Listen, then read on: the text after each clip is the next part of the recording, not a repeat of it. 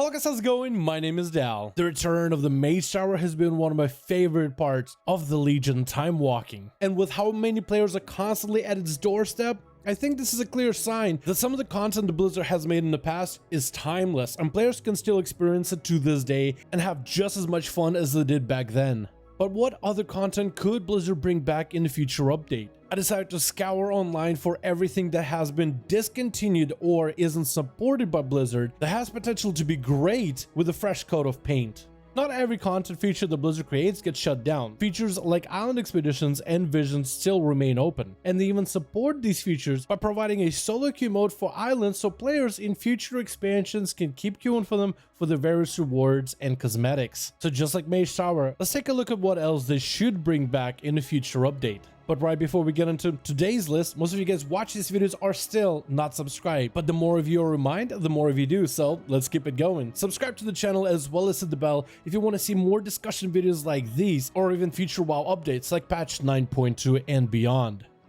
With Blizzard adding the Legion era into the time walking event cycle, we got a chance to re-experience some of the Legion Mythic Plus dungeons, which is a truly unique thing to experience during time walking. In the past, we usually get a new time walking vendor, a couple time walking dungeons, and maybe a time walking scalable raid. The Legion time walking brings the Legion Mythic Plus dungeons, which are far more difficult with the better rewards, as well as of course the Mage Tower, so some of the most unique content ever brought back in the time walking event. So if they did this for Legion, what if they did this for some of the other time walking events? By bringing back some of the featured content of that expansion back into the time walking era. Before we got Legion Mythic Plus dungeons, there was a thing for Mr. Pandaria and Warlords of Draenor called the Challenge Mode dungeons. And while I got to play in both of those expansions, I never got to experience the original challenge modes. At the time, they were just a little bit too hard for the young Dalaran. But if they successfully brought back Legion dungeons for Mythic Plus, I imagine they could bring back the original challenge mode dungeons as well. In fact, the original challenge dungeons was actually the groundwork for where Mythic Plus originated from. It's the same content, just without the keystone scaling level. Technically, for some of those old dungeons, they could add a Mythic Plus component, since it's basically the same backbone that we have today. But when I say bring back the challenge modes, I mean the original challenge modes as how they were ran.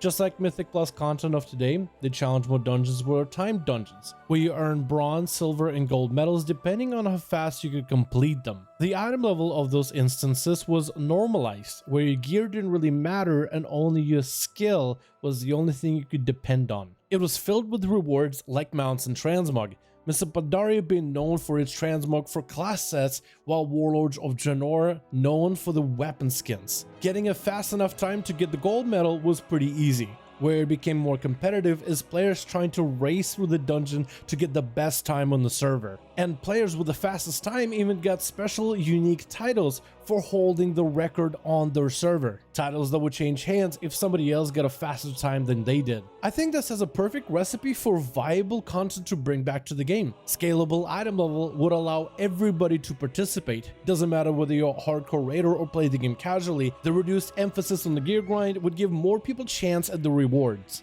It would give players clear goals, as they're trying to beat the timer to get the bronze, then silver, then gold medals for every single dungeon.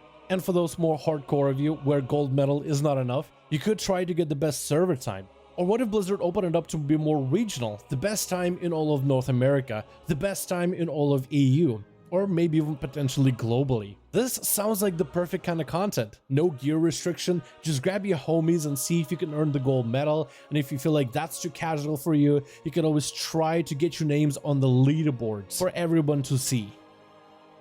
And while we're on the topic of Mr. Pandaria and Warlords of Draenor challenge modes, one of the pieces of content that jumped out at me that's mostly discontinued is the WoD Coliseum. Technically, this content is not removed from the game. You can still head back to your garrison, and if you have your PvP building crafted, you can queue for the Coliseum, although you'll be pretty lucky to find other people that are queuing for it, let alone have the PvP building max upgraded, let alone have their garrison. You'll be surprised how many people I've talked to that started only in Legion or even Battle for Azeroth. So there's a lot of people that never even did the wild questline to get the garrison up and running. What I'm trying to say, it's basically dead content, since not a lot of people are queuing for it unless you specifically get a group together. The WoW Coliseum was basically a free-for-all arena, you and a bunch of other players to match up against one another. For every enemy that's slain, you grow stronger and stronger until you try to become the last man standing. It's kind of like going to the Gurubashi arena and having a free-for-all there,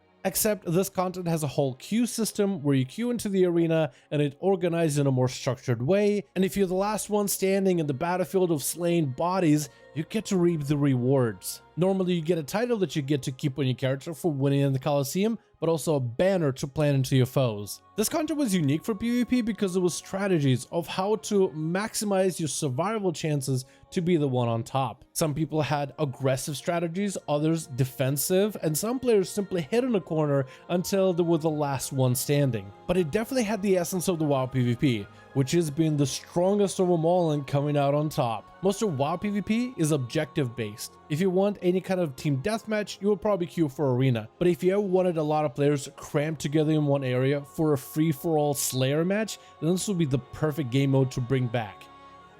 And just like the WoW Coliseum, the next bit of content we'll talk about isn't removed, but it's basically dead in the water, and that is going to be the Proving Grounds. The Proving Grounds was a way to originally teach players how to play their class, whether you're a healer, tank, or a DPS. For the longest time, World of Warcraft never really had a tutorial for its combat, until they added the Exiled Reach, the new introductory experience for brand new players that taught you how to use your abilities and went into some of the semi-advanced aspects of your class with a very bare-bones toolkit. Overall, this tutorial is a great start, but more work needs to be done. Proving Grounds was supposed to be a more advanced version of that for DPS, healers, and tanks, and while it technically works, it is extremely outdated. The new Mage Tower experience is basically a better version of the Proving Grounds. The Mage Tower has different fights that play to class' strengths. The Twins fight is all about kiting and control while trying to keep up with mechanics, but there's a lot of running. The Sigrin is the Council Cleave fight where you have to cleave all the bosses at once while avoiding their mechanics to the best degree. The Agatha fight is a multi-ad fight where the ads are always a priority. The Tank challenge is about taking big blows and surviving enemies while maximizing damage. The Healer fight has a mix of healing, damage, crowd control, mobility, while also trying to pace yourself so you don't run out of mana. All these skills that you learn when you do the Mage Tower and when you defeat the challenge are real skills that actually work when you go get your Mythic Pluses done, when you go get your raids done. These are real skills that players almost expect for you to have, and being a new player without a way for you to learn these things or without other players to teach you these things can be very challenging. But if they were to upgrade the Proving Grounds, there's a variety of things they could do to make it better so it could be a real tutorial for World of Warcraft. For example, it could include a lot of the newer boss mechanics that we see in today's dungeons and raids. Some of the mechanics that Blizzard likes to reuse. Stuff like standing on fire is pretty outdated, but some of the more unique and intricate stuff could be added to prepare players better. The Proving Grounds also could teach players how to kite mobs effectively if that's part of the class toolkit. Maybe for tanks, how to rotate defensive appropriately. Cooldown and mana management for healers, and how to properly use CC to defeat various challenges as a DPS. Back in the day, Proving Grounds also had a wave system where you kept going into waves and waves of enemies as they added more and more overlapping mechanics for you to fight. I'm sure with an updated Proving Grounds they could add some sort of rewards and challenges for players to complete in order to be able to access some of the prestige rewards. Lastly, we don't have any specific content to discuss, but rather a more whole generalized topic of raiding in World of Warcraft. Over its time and multiple expansions, lots of different raids and dungeons have been designed with unique bosses and intricate mechanics involved that aren't really getting a lot of use today. We do have access to the time walking versions of these dungeons, but they're pretty watered down so that anybody can do it.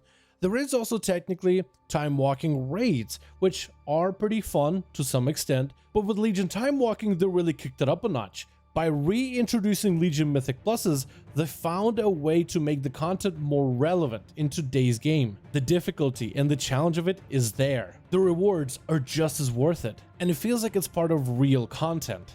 For example, me and my guild want to do some Mythic Pluses, and we have a variety of Shadowlands dungeons that we can do anytime we want to. But during the Legion Time Walking week, we have an option to do side content like Legion Mythic Plus dungeons with a variety of different rewards that those offer, and they'll be just as good of a substitute as the Shadowlands dungeons. You don't get quite the same feeling whenever you're raiding. If you're doing Heroic, Sanctum of Domination, and Mythic, you're not really gonna go and do Time Walking Ulduar and have it feel like it's a good alternative for that week's content. But what if it was? And that's what I'm really trying to say here. What if Blizzard could repurpose some of the older raids to scale to our current level and let it be an alternative for players to gear out their character, to do some of the fights from back in the day and have that content really feel like it matters? To have the gear from that raid be an alternative gear method to the current raid of Shadowlands. Ever since we got that Legion Time Walking announcement where they said they'll be bringing back some of the Legion Mythic Plus dungeons, that moment got me thinking, what else could they bring to the game at some point in the future? Otherwise, those Legion dungeons are sitting there with all these Mythic Plus and the gear from there, and